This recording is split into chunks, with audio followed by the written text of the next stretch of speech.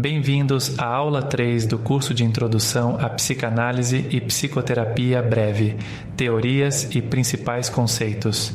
Vocês estão avançando firme nessa caminhada para entender a mente humana e eu estou animado de estar aqui com vocês, destrinchando o que Freud e outros gênios nos deixaram.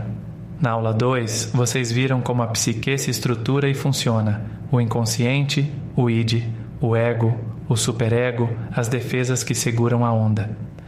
Hoje vamos pegar as teorias mais pesadas da psicanálise, os conceitos que definem o que ela é: transferência, contratransferência, complexo de Édipo, sexualidade infantil. Vamos entender como isso tudo nasceu e como vocês podem usar na prática, seja como terapeutas ou para se entenderem melhor. Preparados? Quero que vocês saiam daqui com as principais teorias de Freud na cabeça, entendendo como elas explicam o que vocês sentem e fazem sem nem perceber. Vamos mergulhar em ideias como o complexo de Édipo, que mexe com relações desde a infância, e a transferência, que transforma a terapia num espelho do passado. Meu plano é mostrar que isso não é só coisa de livro, é algo que vocês vivem e podem aplicar, com exemplos claros que tragam tudo para perto e reflexões que batam fundo. Vamos conectar teoria e prática para vocês sentirem o poder da psicanálise no dia a dia, seja no consultório ou na vida pessoal. Vamos começar? Os objetivos de hoje são diretos. Primeiro, vocês vão compreender as teorias grandes de Freud e de outros psicanalistas que vieram depois, como Jung. Segundo, vamos explorar a fundo conceitos como transferência, contratransferência, complexo de Édipo e sexualidade infantil. O que são, de onde vieram, por que ainda importam. Terceiro, vocês vão analisar como isso se encaixa na terapia de hoje, seja a psicanálise longa ou a psicoterapia breve que vamos trabalhar neste curso. É um mapa para entender os pacientes de vocês ou até o que rola na cabeça de vocês mesmos. Vamos construir isso juntos, com detalhes e exemplos para ninguém se perder no caminho. Vamos abrir com as teorias de Freud, o cara que começou tudo. Ele era médico, mexia com neurologia, chegou até a testar cocaína para fins terapêuticos. Sim, era outra época, mas foi com a histeria que ele mudou o jogo. Trabalhando com Joseph Breuer, viu que traumas reprimidos viravam sintomas físicos, como paralisias sem causa orgânica. Daí veio a associação livre. Vocês falam o que vem à mente, sem filtro, e o inconsciente começa a dar as caras. Imaginem que vocês dizem, casa, mãe, medo. Freud ia cavar até achar um conflito escondido, talvez uma lembrança de infância que vocês nem sabiam que ainda carregavam. No final do século XIX, ele trouxe o id, o ego e o superego, mostrando que a mente é uma briga constante entre desejo, realidade e moral. Freud dividiu os instintos em dois grandes grupos, Eros e Thanatos. Eros é a força da vida, sexo, amor, sobrevivência, tudo o que empurra vocês para a frente. Thanatos é a pulsão de morte, a agressão, destruição, o que puxa para o fim. Imaginem que vocês querem amar alguém, mas também sentem raiva dessa pessoa. É Eros versus Thanatos lutando dentro de vocês. Ele também teve a teoria da sedução no começo. Achava que neuroses vinham de abusos reais na infância. Depois, mudou de ideia e disse que eram fantasias inconscientes. Mas o debate segue vivo até hoje. Freud foi genial, mas não escapou das críticas. Feministas como Simone de Beauvoir diziam que ele via as mulheres como inferiores, especialmente no complexo de Édipo. Como terapeutas, vocês vão pesar isso. Ele abriu portas enormes, mas nem tudo dele é lei no mundo de hoje. O complexo de Édipo é um dos conceitos mais fortes de Freud. Ele acontece na fase fálica entre os 3 e os 6 anos. Para o menino é assim: ele quer a mãe, deseja ela de um jeito inconsciente e vê o pai como rival, uma mistura de amor e ciúme. Para as meninas, Jung depois chamou de complexo de Electra, mas Freud não usou esse termo. Imaginem um garoto que briga com o pai e se apega mais à mãe. Para Freud, isso é normal nessa idade. Resolver esse conflito é o que forma o superego, a moral que guia vocês.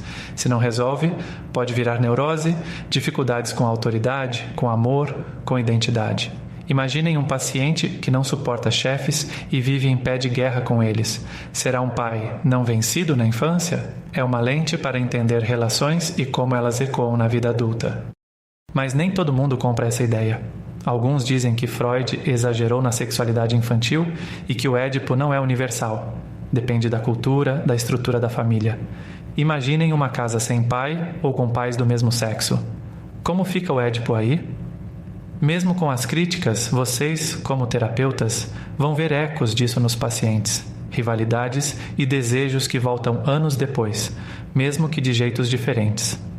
É uma ferramenta para cavar o passado e entender o presente, mas vocês podem adaptar para o mundo de hoje, sem engessar tudo no que Freud escreveu.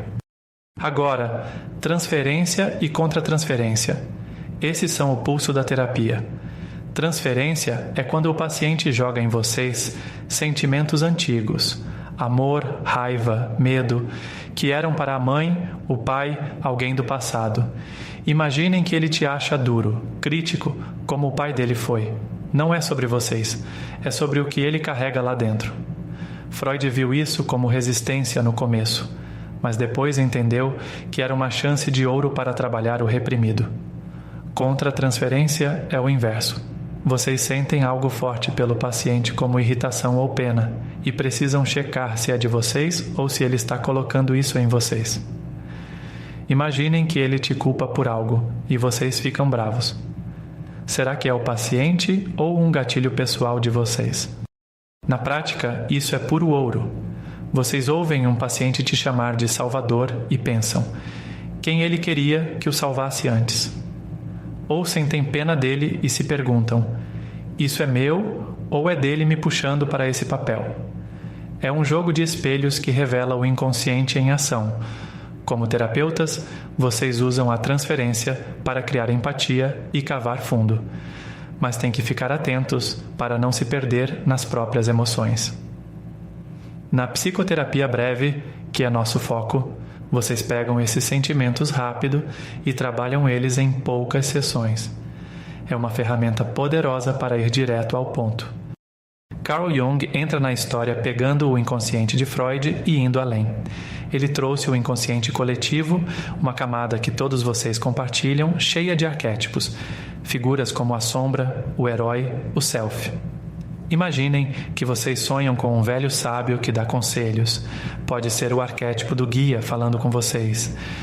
Jung conectou isso com mitos, religiões, coisas que atravessam culturas e tempos. É menos pessoal que o inconsciente de Freud, mais universal. Imaginem um paciente que fala de um monstro nos sonhos dele. Pode ser a sombra, o lado que ele rejeita e que precisa encarar. Vocês podem usar isso para ir além do trauma individual, mirando algo maior que atravessa a humanidade. Agora, a teoria psicossexual de Freud, ele dizia que a sexualidade começa no berço e molda quem vocês são. Na fase oral, até 1 ano, o prazer está na boca. Mamar, chupar, explorar o mundo assim. Se algo falha, como um desmame brusco, vocês podem virar adultos dependentes, tipo fumantes compulsivos ou pessoas que buscam colo.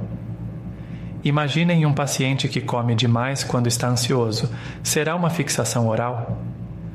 Na fase anal, dos 1 aos 3 anos, o foco é o controle, segurar ou soltar as fezes. Pais rígidos demais geram obsessivos, cheios de manias. Pais moles demais, bagunceiros sem limites. Imaginem alguém que limpa tudo o tempo todo, quase um ritual. Eco da fase anal, talvez. Na fase fálica, dos 3 aos 6 anos, vem o complexo de Édipo. Os genitais viram o foco. E é aí que a identidade e a moral começam a se formar. Na latente, dos 6 aos 12, a sexualidade dá uma pausa.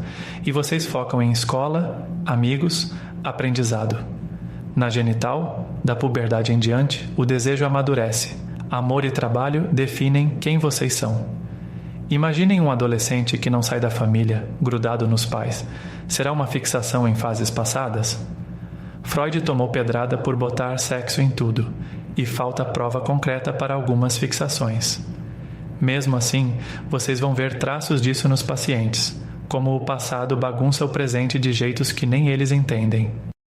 Na prática terapêutica, a psicanálise é cavar o inconsciente com ferramentas específicas. A associação livre é vocês falarem tudo o que vem à mente: sol, medo, pai. E o terapeuta acha o fio da meada. Os sonhos são a estrada real para o inconsciente. Vocês contam um pesadelo, e ele busca o desejo ou medo por trás. Imaginem que sonham com uma queda livre. Será medo de falhar na vida? A transferência entra aqui também. O paciente te ama ou te odeia, e vocês trabalham isso como um reflexo do passado dele. As sessões são frequentes, o divã ajuda a soltar a língua e o processo é longo, anos, às vezes. Imaginem um paciente que melhora a ansiedade vendo que ela vem de culpas antigas, trazidas à tona na terapia. Os ganhos da psicanálise são enormes: autoconhecimento, menos sintomas, relações mais saudáveis. Mas é caro, demorado, e nem todo mundo acha que funciona mais que a terapia cognitivo-comportamental, por exemplo. Como terapeutas, vocês decidem: vale para esse paciente? Na psicoterapia breve, vocês pegam esses conceitos, transferência, sonhos, conflitos, e focam num problema específico com menos tempo. É um mergulho profundo, mas guiado com cuidado e precisão, e vocês são os que seguram a lanterna. Vamos para a prática, porque vocês vão levar isso para a vida. Primeiro, reflitam sobre transferência e contra-transferência. Por uma semana, anotem interações que mexeram com vocês: raiva no trabalho, tristeza com um amigo. Escrevam o contexto, o que sentiram, e tentem ligar ao passado. Essa raiva parece com meu pai me ignorando quando eu era pequeno. Imaginem que vocês brigam com alguém e sentem culpa logo depois. Será o superego de criança cobrando? No fim da semana, escrevam um relatório. Quais padrões, de onde vêm, o que fazer com isso? Levem para a supervisão, se puderem, e perguntem: como vejo isso sutilmente nos outros? Carl Jung entra na história pegando o inconsciente de Freud e indo além. Ele trouxe o inconsciente coletivo, uma camada que todos vocês compartilham, cheia de arquétipos, figuras como a sombra, o herói, o self. Imaginem que vocês sonham com um velho sábio que dá conselhos. Pode ser o arquétipo do guia falando com vocês. Jung conectou isso com mitos, religiões, coisas que atravessam culturas e tempos. É menos pessoal que o inconsciente de Freud, mais universal.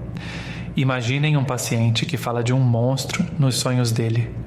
Pode ser a sombra, o lado que ele rejeita e que precisa encarar. Vocês podem usar isso para ir além do trauma individual, mirando algo maior que atravessa a humanidade. Segundo, leiam A Interpretação dos Sonhos e Totem e Tabu. Anotem os sonhos de vocês por uma semana. Corride algo escuro e associem livremente: escuro, medo, escola. Será um conflito guardado? Em Totem e Tabu, pensem num tabu atual, tipo não falar de morte na família. E como ele reprime vocês. Escrevam um texto juntando os dois. Como sonhos e tabus mostram o inconsciente lutando com a sociedade. Imaginem que sonham com água suja e lembram de um não pode da infância. Tudo conectado, e vocês vão sentir isso na prática. Terceiro, analisem um caso clássico de Freud. Ana O, Pequeno Hans, ou Homem dos Ratos. Leiam o caso, respondam: quais conflitos estão ali? Como a transferência rolou? Que defesas o paciente usou? Imaginem o pequeno Hans, com medo de cavalos. Édipo e repressão aparecem claros. Preparem uma apresentação curta para discutir com alguém. O que isso ensina para a terapia de hoje? Vocês vão sentir a psicanálise viva nos detalhes, como se estivessem no consultório com Freud.